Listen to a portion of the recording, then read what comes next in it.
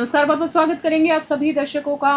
मैं हूं आपके साथ रितिका पांडे और हमारी खास चर्चा में आप सबका बहुत बहुत स्वागत है। देखिए, हर बार हमारा जो लाइव सेशन है वो बहुत ज़्यादा एक सूचनात्मक रहता है और आज कुछ ऐसा हम मुद्दा लेकर आए हैं जहां देश को, कहते हैं ना, देश में लोगों को उथल पुथल मच गई है लोगों के बीच में। जी हाँ, क्योंकि कुछ टॉपिक ही ऐसा है। देखिए, हम बात कर रहे हैं जहाँ देश की सड़कों से लेकर स्कूलों और अस्पतालों तक अब आवारा जो स्ट्रीट डॉग्स हैं, जी हम उनकी बात कर रहे हैं, स्ट्रीट डॉग्स की बात कर रहे हैं। पर सुप्रीम कोर्ट का शिकंजा जो है वो कस चुका है। एक बार फिर से आपको बता देना चाहेंगे, वैसे तो जो डॉग लवर्स हैं उनको याद ही होगा, 7 नवंबर 2025 को आए इस ऐतिहासिक फैसले ने एक बड़ा सवाल खड़ा कर दिया। क्या इंसान की सुरक्षा के नाम पर अब जानवरों के अधिकार जो है कुर्बान होंगे, या फिर ये फैसला उस डर और असुरक्षा का जवाब है जो हर शहर और हर गली में भौंकती हकीकत बन चुकी है। हम जानेंगे और आज आपको बताएंगे भी पूरा मामला क्या है, अदालत ने क्या कहा और इसका असर आपके शहर, आपकी गली और आपके बच्चों पर क्या पड़ने वाला है। और उसके लिए आज हमारे साथ बहुत ही खास मेहमान हैं जो किसी परिचय की मोहताज नहीं है। हमारे न्यूज़ 21 के एडिशनल डायरेक्टर संजीव पराशर जी आज हमारे साथ है। सबसे पहले संजीव जी, आपको बहुत बहुत नमस्कार। Thank you very much sir. Thank you so much. आपका शेड्यूल बहुत बिजी रहता है पर आज आपने हमारे लिए टाइम निकाला, उसके लिए thank you so much sir. Thank you so much. Sanjeev sir, कैसे हैं आप? जाना चाहेंगे? बिल्कुल ठीक हूँ रितिका, आप सुनाइए। बिल्कुल सर, फिट एंड फाइन। और आपसे आज बहुत कुछ जानने को मिलेगा क्योंकि संजीव सर के बारे में हम सभी जानते हैं कि बहुत डीप नॉलेज रखते हैं, डीप बातें करते हैं और जो आम जनता तक जो सही सूचना पहुंचनी चाहिए वो इनकी हमेशा एक इच्छा रहती है और वो उस पर काम भी करते हैं। सर, जैसे कि हमने सभी ने देखा, सुप्रीम कोर्ट का एक बहुत बड़ा फैसला आया है। डॉग लवर्स हैं इसको सही नहीं बता रहे हैं।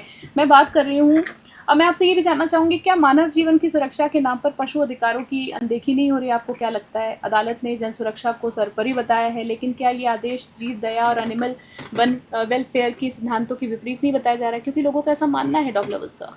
रितिका, बहुत ही बड़ा आपने जो है वो एक क्वेश्चन खड़ा कर दिया है कि एक तरफ डॉग लवर्स हैं और दूसरी तरफ डॉग के द्वारा जो जनित बीमारियां हैं जो कि 100% फेटल हैं। मतलब अगर एक बार रेबीज का डॉग जो है अगर आदमी को काट ले तो दुनिया में अभी तक कोई भी ऐसी वैक्सीन नहीं बनी है, कोई भी ऐसी चीज नहीं बनी है जिससे वो आदमी बच सके। तो जहां इतनी भयानक परिणाम अपने लोगों को डॉग के काटने के बाद नजर आते हैं, वहां पर सिर्फ डॉग लवर्स का कि वो निर्जान जानवर हैं, बोल नहीं सकते, उनको आप जो है वो किस तरह से आप जास्ती हो रही है। हाँ। एक सिंपल सा क्वेश्चन है, लेकिन आपको ये भी देखना पड़ेगा कि आज की डेट में हिंदुस्तान जो है वो बहुत बड़ा जो है वो शायद वर्ल्ड में फर्स्ट या सेकंड जो है वो डॉग बाइट के केसेस के साथ में निकल करके आ रहा है।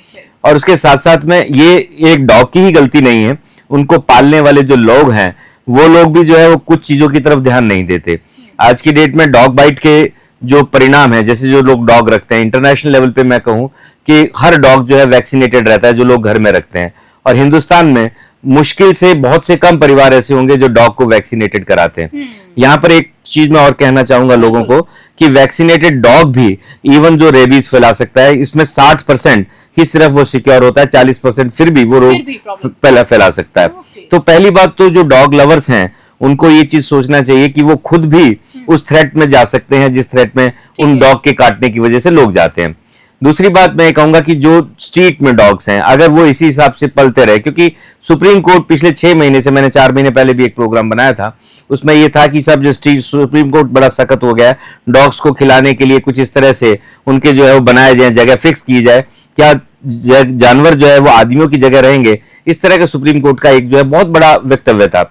तो उसके आगे सीक्वेंस में अब सुप्रीम कोर्ट ने डिसीजन लिया कि आप जो है आवारा कुत्तों को स्कूल्स में, कॉलेजेस में, मंदिर के आसपास जो है रिकॉर्ड करो, इकट्ठा करो और उन सबको इकट्ठा करके किसी शेल्टर होम में लेकर के जाओ। अभी मैं देख रहा था कि शेल्टर्स होम अभी प्रिपेयर नहीं है। शेल्टर्स होम को जिस हिसाब से इन्होंने प्लान किया है, वो इतने ज्यादा डॉग वहां रहेंगे तो और भी अमानवीय तरीके से उनके साथ व्यवहार होगा, क्योंकि वो इतनी कम प्लेस में, क्योंकि अगर इकट्ठे करने हैं तो उनको या तो किसी और जगह पे छोड़ा जाएगा या उनको जो है वो छोटे छोटे जो केव बना के उनमें रखा जाएगा, तो वो भी एक अच्छी बात नहीं है।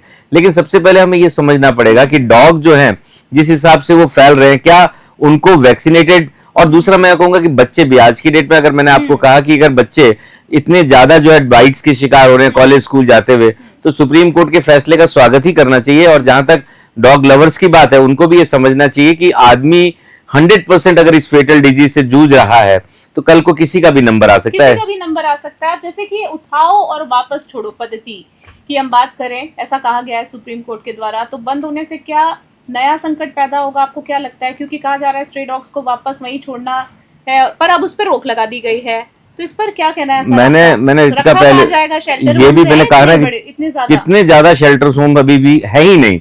ये पहली बार सुप्रीम कोर्ट के सामने इस तरह की प्रॉब्लम आई है कि इन्होंने जो कहा कि शेल्टर होम बनाया जाए, वो अलग बात है। एक डॉग की नसबंदी करने पर 1300 रुपए खर्चा आता है। अगर आप जो है वो उनको इस तरह से भी बांध करके रखना चाहते हैं कि उनकी जनसंख्या ना बढ़े, बिल्कुल। तो अमाउंट भी बहुत ज्यादा है। तो आपको आने वाले समय में, ये तो बात सही है कि अगर सुप्रीम कोर्ट ने किसी तरफ निगाह डाली है तो उसका सॉल्यूशन परमानेंट निकला है, लेकिन ये बात भी सही है कि अभी जो प्राइमरी स्टेज है, जैसे हम लोग आज चर्चा कर रहे हैं, ये आने वाले समय में हमें कुछ ना कुछ दे करके जाएगी। अगर हमने आज से पहले कभी चर्चा नहीं की थी, मैं बहुत सी जगह पे क्लिप्स देखता था कि कोई अपने आवारा पशु को जो है वो कर डॉग बाइट हो गया तो जो गाय का जो दूध पी जाते थे, बिल्कुल आप जिक्र कर रहे थे, हाँ, तो वो 40-40 50-50 लोग जो है, जो जैसे गाय को डॉग ने खा लिया जो कि रेबीज जनरेटेड है, उस गाय का दूध जो है वो काफी लोगों ने पिया और वो पूरा बॉयल भी नहीं हुआ, पॉस्चराइज भी नहीं हुआ।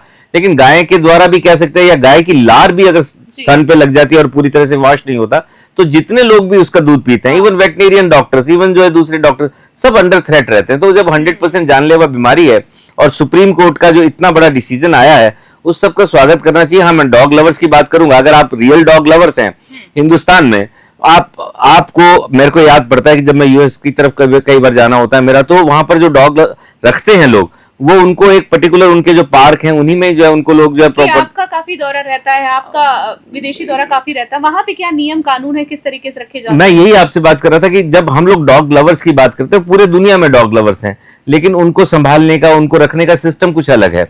वहां पर पूरे गार्डन बने हुए डॉग के लिए जो है वो, जहां पर जाकर डॉग अपनी पॉटी करते हैं, और वो पूरे एक सेपरेट प्लेस है। और अगर बाय द वे उस बीच में अगर वो सड़क पे कर दे, तो लोगों के हाथ में अपने ग्लव्स होते हैं, थैली होती है, उसके अंदर उसको डालते हैं और एक प्लेस पे जाकर के डिस्पोज करते हैं। तो हिंदुस्तान में पहली बात तो जो लोग अपने डॉग को भी जो है वो इस तरह से नहीं करते, और स्ट्रीट डॉग की तो बात ही छोड़ो। स्ट्रीट डॉग का इतना कचरा घर के बाहर में, और उसको उन्होंने घर के बाहर ही छोटे छोटे बना करके, देखो जीव को अच्छी तरह से रखना है, जीव को अच्छी तरह, ये एक हिंदू संस्कृति है या किसी भी मानव की जो जीव दया है। लेकिन जब वो इस तरह की जो बीमारियां फैलाते हैं या इस तरह की बात होती है, तो उसको कंट्रोल करना, बचाव करना भी बहुत जरूरी है। और मैं तो कई बार ये कहता हूं कि जो आज की डेट में बच्चे छोटी छोटी जगहों पर जाते हैं, डॉग लवर्स हो रहे हैं, उनको भी उनके माँ बाप भेजने से पहले प्री वैक्सीनेशन शेड्यूल लगाएं। तो प्री वैक्सीनेशन का कंसेप्ट अभी हिंदुस्तान में है ही नहीं। प्री वैक्सीनेशन का मतलब है कि जो मालिक रख रहा है अपने हाथ पे, या उनके बच्चे डॉग की सेवा के लिए जा रहे हैं, तो उनको 3 इंजेक्शन का रिजीम है। एटलीस्ट वो 3 इंजेक्शन अगर वो लगा लेते हैं, 0, 7 और 21, तो उनमें एक जो इम्यूनिटी डेवलप हो जाती है। इन फ्यूचर अगर उनको डॉग बाइट होता है, तो उनको जो है वो उस थ्रेट पे जो है उनको खतरा नहीं रहता, क्योंकि उनमें ऑलरेडी इम्यूनाइजेशन हो चुका होता है। लेकिन हिंदुस्तान में पहली बात तो इस चीज को अभी तक समझा ही नहीं गया कि प्री एक्सपोजर वैक्सीनेशन जो है वो डॉग बाइट के केसेस में एंटी रेबीज किया जाए। दूसरी बात, अगर वो डॉग को लगा लेते हैं तो उनके टाइम शेड्यूल का उनको नहीं पता लगता, और साथ साथ में जो है वो डॉग्स जो है वो, मैंने आपको कहा कि 60% ही सिक्योर होते हैं, 40% फिर भी सिक्योर नहीं है। आपसे जानना चाहूंगी, जैसे हाईवे की अब हम बात करें, सुप्रीम कोर्ट का कहना है हाईवे और सार्वजनिक स्थानों की सुरक्षा के नाम पर क्या सरकार की मैं बात कर रही हूँ स्थायी नीति बना पाएगी? सुप्रीम कोर्ट ने केवल निर्देश दिए हैं, या राज्य और केंद्र मिलकर कोई सोल्यूशन भी निकालेगा इसके ऊपर, स्ट्रे डॉग मैनेजमेंट पॉलिसी को लेकर? बहुत ही अच्छी बात कही आपने। जैसे सुप्रीम कोर्ट ने सीएस को बुलाया, मतलब ऑल ओवर इंडिया के सारे सीएस वहां प्रेजेंट हुए, उसमें भी 23 सीएस आए, बाकी सीएस नहीं पहुंचे। तो उनको लगा कि शायद सुप्रीम कोर्ट जो है अभी कुछ बोल रही है, उसके बाद में सुप्रीम कोर्ट थोड़ा ठंडी पड़ जाएगी, लोगों ने अपनी प्रेजेंटेशन वहां नहीं दी। लेकिन सुप्रीम कोर्ट ने फिर एक जो है वो एक रूलिंग बना दी, फिर वापस उन सीएस को कहा कि हमें इसकी रिपोर्ट दीजिए, हमें इसकी जो है वो टाइम टू टाइम आप मुझे हमें अपडेट कीजिए। तो सुप्रीम कोर्ट सख्त होती जा रही है, चाहे वो राजमार्ग हो, चाहे वो कहीं भी हो, या स्टेट्स हो।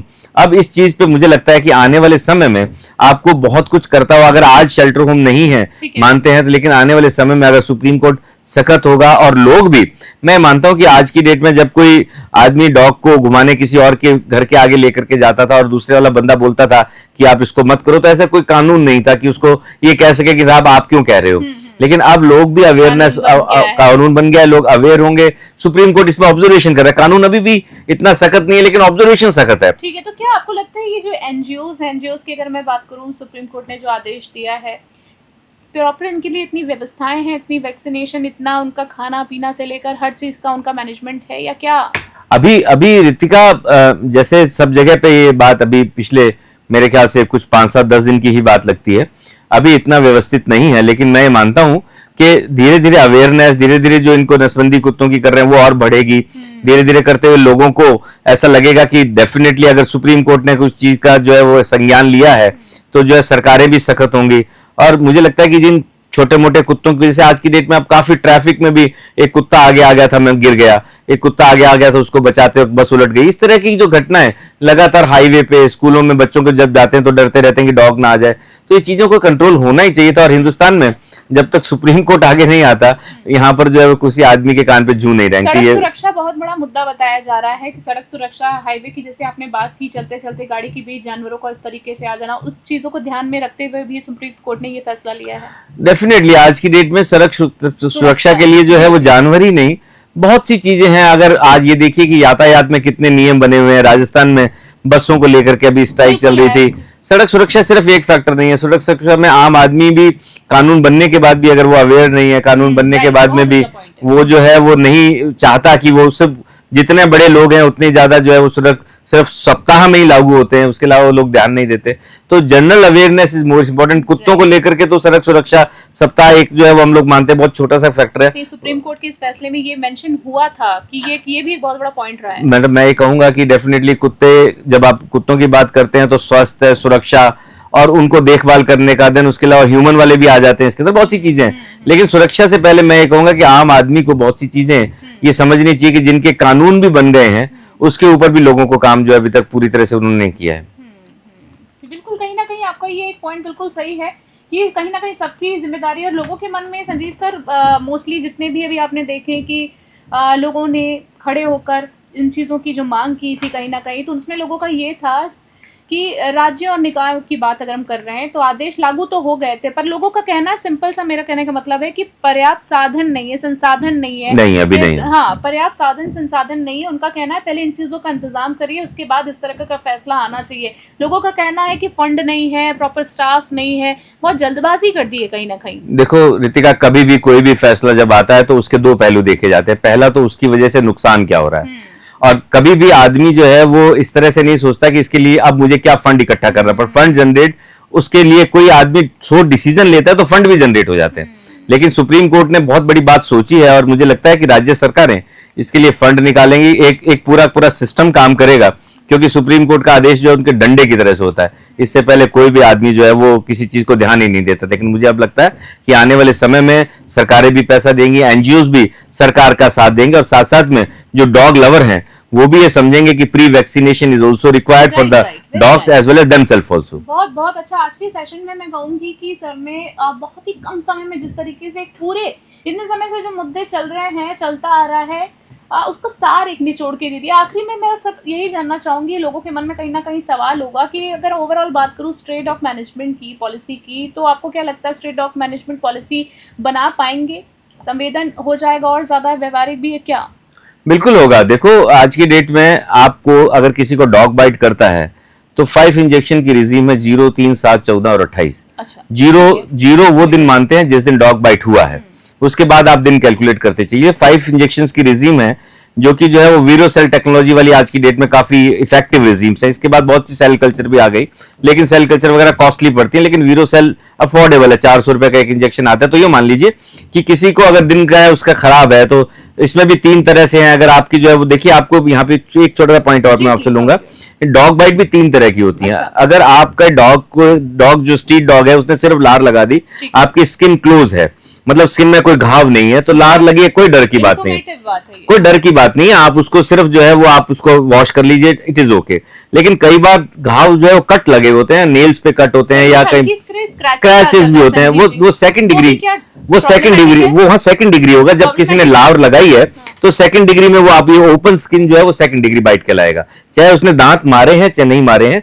लार जो है एब्सोल्युटली जरूरी है। फर्स्ट में कोई इंजेक्शन जरूरी नहीं है। सेकंड, जहां पर ओपन स्किन में लार भी लग गई है, बाइट हो गई है, तो 3rd डिग्री है। जहां पर दांत घुस गए हैं तो वो 3rd डिग्री है, वहां पर लार भी और दांत भी है।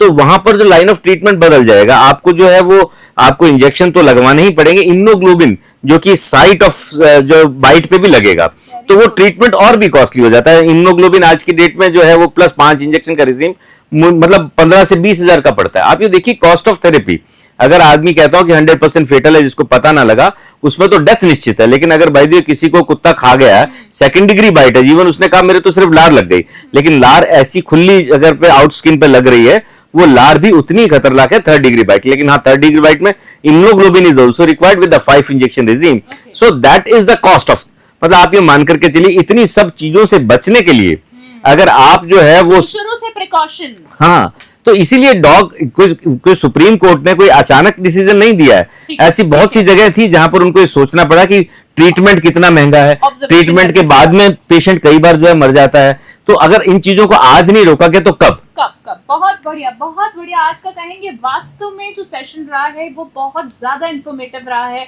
लोगों के मन में तरह तरह से सवाल थे, संजीव जी ने आपकी एक एक बातों का जवाब दिया और इनकी बातों का सार कहीं ना कहीं ये है कि सुरक्षा आपको अपनी खुद भी करनी पड़ेगी और अपने जो स्ट्रे डॉग है या अपने अपने घर में पाला हुआ है तो उसकी भी सुरक्षा की जिम्मेदारी आपको करनी पड़ेगी, तभी सभी सुरक्षित रह सकते हैं। संजीव पराशर जी, आज का सेशन वास्तव में कहूंगी कि आपने सारे सवालों के हमारे दर्शकों के मन में जो जवाब थे उसको दे दिया और आपने आज हमारे लिए अपना वैल्यूबल टाइम निकाला सर, उसके लिए thank you so much sir. Thank you sir Sanjeev ji, हम चाहेंगे आते रहा करें आप और फिर किसी चर्चा में जल्दी मुलाकात कीजिए। दर्शक इंतजार करते हैं क्योंकि जब भी आते हैं बढ़िया मुद्दा लेकर आते हैं और उसका हल भी लेकर आते हैं। संजीव जी, बहुत बहुत धन्यवाद आपका आज थैंक यू। ये तो आज आपने देखा कि संजीव सर ने किस तरीके से सारे सवालों के जवाब दिए।